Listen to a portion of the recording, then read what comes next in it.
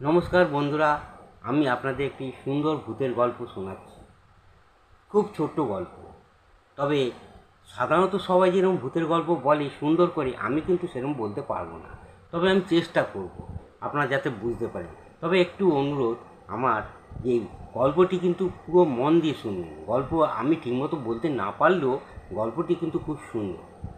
তা এই গল্পের মূল বিষয়বস্তু হচ্ছে, একটি ছেলে, ইয়ং ছেলে, সে ভূত বিশ্বাস করে না। আরেকজন বলছে, তুই ভূত যখন বিশ্বাস করি না, তুই জানা ভূত বাংলায় গিয়ে একদিন থাক।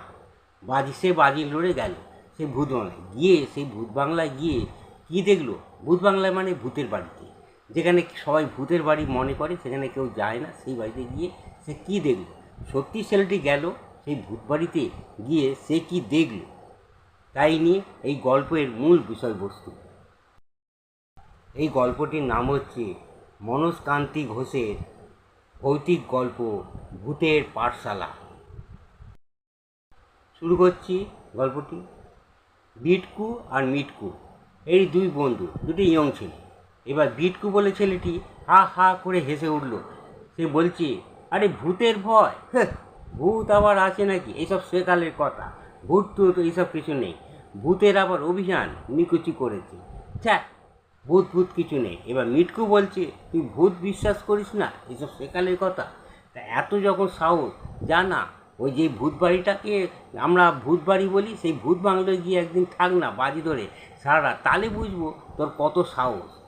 সেই বিটকু বলল, হ্যাঁ ঠিক আছে, আমি তাই করব। সে বাজি ধরে সেই ভূত বাংলায় যাবে ঠিক করেছে।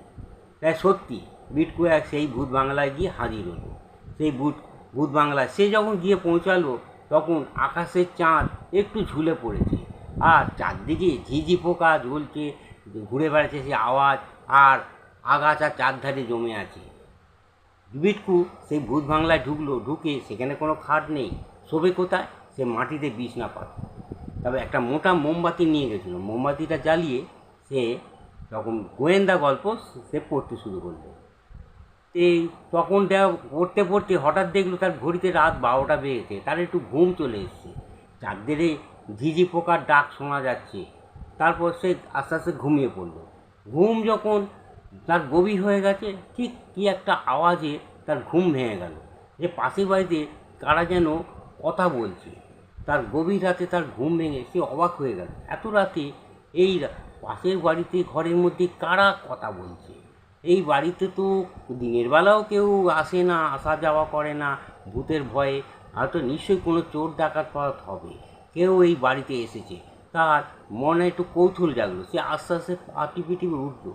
দেখলো পাশের ঘরে একটি নিম নিম করে আলো জ্বলছে।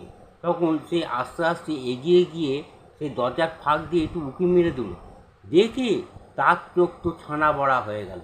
আরে বাপরে, ঘরের মধ্যে এক গাদা কচি কচি সব ছেলে মেয়েরা বসে আছে।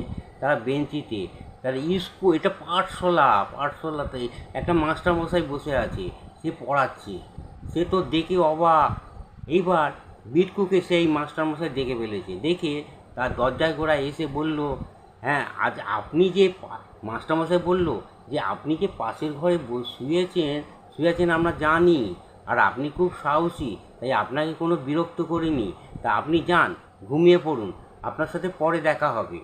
বিটকু তখন বলল, আচ্ছা আপনার এত রাতে পড়াশোনা করাচ্ছেন, আপনার কি এটা নৈশ স্কুল? তখন সেই মাস্টারমশাই বলল, দেখুন আপনার প্রশ্নের উত্তর আমি কোনো দিতে পারবো না। আমাদের এই ক্লাসে এখন পড়াশোনা হচ্ছে। আপনার প্রশ্নের উত্তর যদি আমি আপনাকে দিই, তবে কিন্তু এদের পড়ার অসুবিধা হয়ে যাবে। আমার ক্লাস যখন শেষ হয়ে যাবে, তখন আমি আপনার সাথে দেখা করব। তখন আপনার সমস্ত কথা আমি শুনব। বিটকু এই কথা শুনে সে আস্তে আস্তে পা টিপে টিপে নিজের ঘরে গিয়ে শুয়ে পড়ল। এবার শুয়ে শুয়ে সে আবোল তাবোল অনেক কথা চিন্তা শুরু করলো। বলছি, এরা কারা? এরা কি গরমপন্থী না নরমপন্থী? এরা কি দেশকে ভাঙতে চায় না গড়তে চায়? তার নানা কথা তার মনের মধ্যে এলো। তার সারা রাত তার ঘুমই হলো না। তারপর যখন ভোর হয়ে এলো, তখন মাস্টারমশাই তার কাছে এসে দাঁড়ালো। তার সঙ্গে দেখা করলো। তাকে বেশ কিছু কথা বলতে শুরু করলো। বিটকু বলল, মাস্টারমশাই, আপনার স্কুল ছুটি হলো? মাস্টারমশাই বলল, হ্যাঁ। তারপর বিট্টু আবার বলল, আচ্ছা আপনাদের এটা কি নৈশ বিদ্যালয়? মাস্টার বলল, হ্যাঁ, এটা আমাদের নৈশ বিদ্যালয় বলতে পারেন। তারপর বিট্টু বলল, আচ্ছা এখানে তো ভূতের বাড়ি, এখানে তো দিনের বেলা অনেক লোকজন আসা যাওয়া করে না, তা কেন আপনার এইখানে নৈশ বিদ্যালয় খুলেছে? আপনাদের কি ভয় টয় কিছু নেই? তখন মাস্টারমশাই হো হো করে হেসে উঠল। তারপর বলল, না, আমাদের কোনো ভয় টয় আমাদের বলে কিছু নেই, তবে আমাদের মনে একটা জ্বালা আছে, তাই আমরা এই নৈশ বিদ্যালয় খুলেছি। বিট্টু বলল, আরে জ্বালা? সেটা আপনাদের কিসের জ্বালা? মাস্টারমশাই বলল, অপমানের জ্বালা। বিট্টু বলল, অপমান? অপমানের জ্বালা তার মানে? একটু চুপ করে মাস্টারমশাই বলল, দেখুন, আমরা কিন্তু খুব শান্তিপ্রিয় লোক, আমরা কারো ঝুট ঝামেলায় থাকি না। সেই সুযোগ নিয়ে আপনারা আমাদের নিয়ে অনেক রংচঙে গল্প তৈরি করেন, আবার কখনো কখনো মন গড়া ভয়ের কাহিনী মুখে মুখে ছড়াচ্ছেন, আবার কখনো কখনো আমাদের নিয়ে হাসি মস্করা করে বেড়ান। যুগ যুগ ধরে এই রকম হয়ে আসছে, এ আর হতে দেওয়া যায় না। আমাদের মন আছে, সম্মান আছে, আমরা এই রকম হতে আর দেবো না।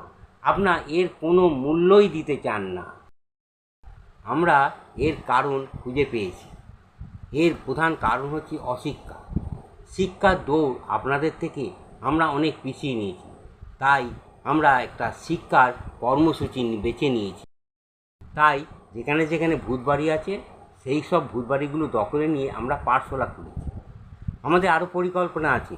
এরপর আমরা মাধ্যমিক, উচ্চ মাধ্যমিক, তারপর যেই বিশ্ববিদ্যালয় গড়ে তুলব, যাতে আদ্যিকালে পুরনো টেকনিক পাল্টে আমরা নতুন টেকনিক আয়ত্ত করতে পারি।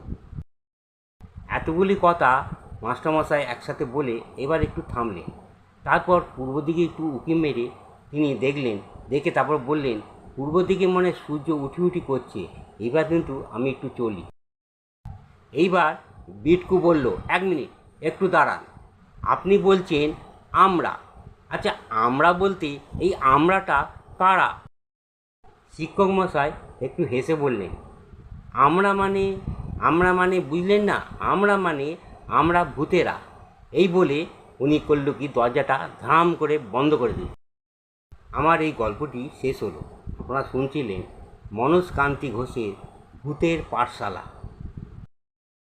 আমার এই গল্পটি যদি পুরোপুরি শুনে থাকেন, আর ভালো হয়তো লাগতে নাও পারে, কারণ আমি সকলের মতো ওরকম সুন্দরভাবে বলতে পারি না, তবে একটু আপনাদের অনুরোধ, একটু সাবস্ক্রাইব আর ফলো অবশ্যই করে দেবেন।